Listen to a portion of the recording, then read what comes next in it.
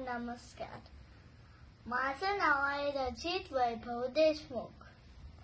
आज मी श्यामची आई या पुस्तकातील मुकी फुलं ही गोष्ट सांगणार आहे.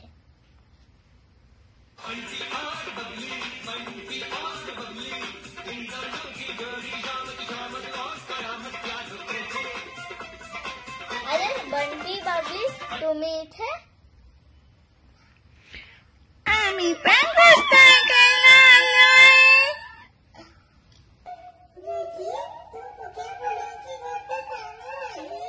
हो बंटी. अरे हो हो हो.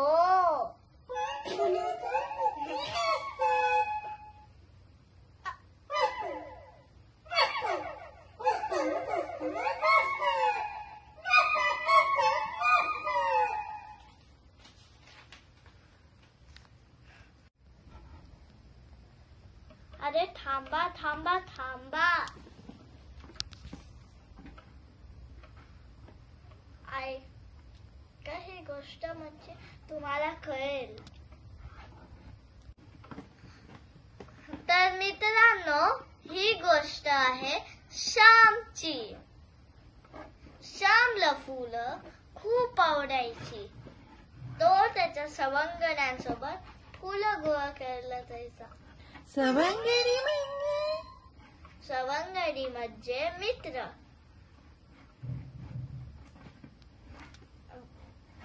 बापू बाबी, पण्या, बापू बाबी ही होती त्याची मित्रमंडळी.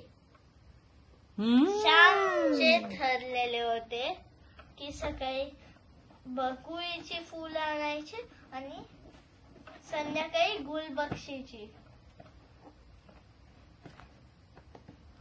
श्यामचे अंगणातील तुळशी जवळ बसून फुलांचे हार गुंफवायची आणि ते पण सुई धागा काही नाही वापरला.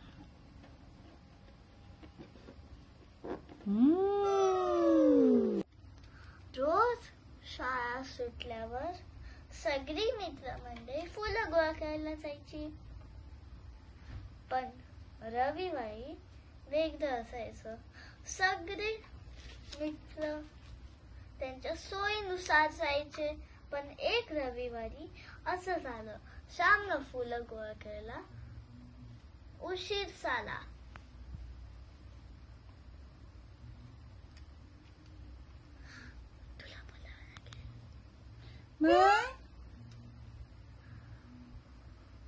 मग काय, एकही फुल नव्हतं झाडांवर.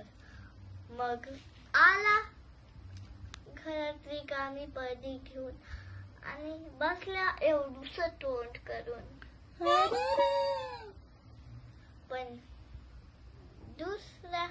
पण त्याने ठरवलं यावेळेस की तो सगळ्यांपेक्षा लवकर जाईल.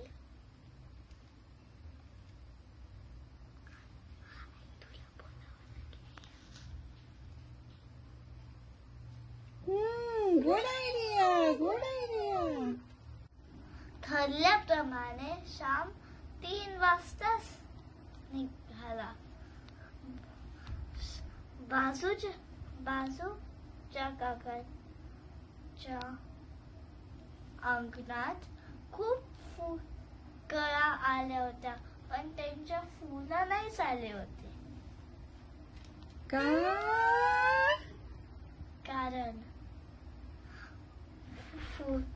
कारण गुलबक्षीची फुलं फक्त 4 वाजताच उमलता.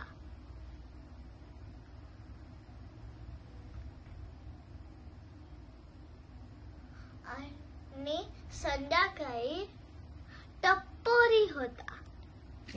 अच्छा, मग श्यामने काय बोललं होतं? अगदी बरोबर. श्यामने सगळ्या कळ्या तोडून आणल्या होत्या आणि त्यांना एक पाण्याच्या तांब्यात ठेवलं होतं. जेव्हा संध्याकाळी आई ने फुलं गुंफण्यासाठी बोलल्या होत्या, तेव्हा श्यामला आठवलं की काही कळ्या उमलल्या होत्या, परंतु काही कळ्या उमलल्याच नव्हत्या. तो हिरमुसला झाला. घेताच पाणी ठिबकले. श्यामच्या आईला कळालं की श्यामने फक्त कळ्या सांडल्या होत्या. मग श्यामचे मित्र आले. श्यामची आई, श्यामने सगळी फुलं तोडून आणले. आमच्यासाठी एक पण फूल नाही राहू दिलं.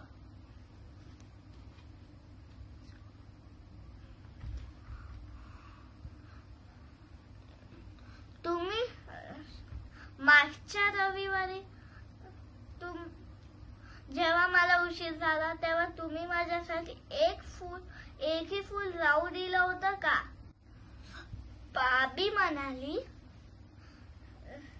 की मी माझ्या पर्दीतली फुलं देत होती तुला, तूच फनकाराने निघून गेला. मग असा सूट घेतलास होय? श्यामची आई काय म्हणाली मग? आमची आई म्हणाली की बन्या बापू ही घ्या हो तुमची फुले. श्याम असं नाही करणार यापुढे. मित्र म्हणाले, श्याम आता खाली खेळायला असा राग नको धरू. आई म्हणाली, नको आता उशीर झालाय. म्हणाली, नको आता उशीर झालाय, तुम्ही उद्या खेळा हो. श्यामचे सगळे मित्र चालले गेले. श्याम तोंड मात्र गोरमोर झालं होतं.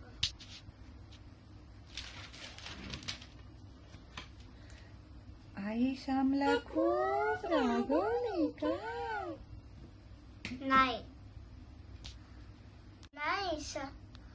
नाही, आईने श्यामला समजावले, श्याम दुसऱ्यांची घरातली फुलं आणताना त्यांना विचारावं, बिना विचारता आणू नये.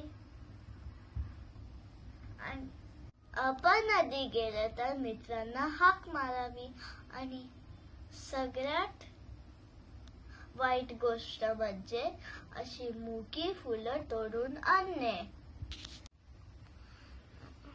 फुलांना झाडावर नीट फुलू द्यावं. कळ्यांना बाहेरच्या पाण्यात किती पण वेळ ठेवलं तर ते नीट फुलत नाही. झाड म्हणजे फुलांची माता. झाड फुलांना जीवन रस देतात, रसमय गंधमय करतात. जेव्हा फुलं फुलली तेव्हा त्यांना देवासाठी आणीचा.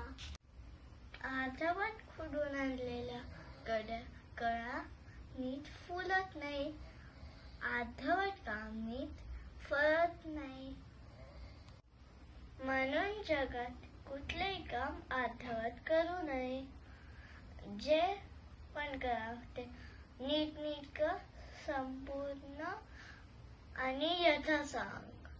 आमने आईचे म्हणणे ऐकले आणि कायम लक्षात ठेवले. तर ही होती मोकळ्या फुलांची गोष्ट.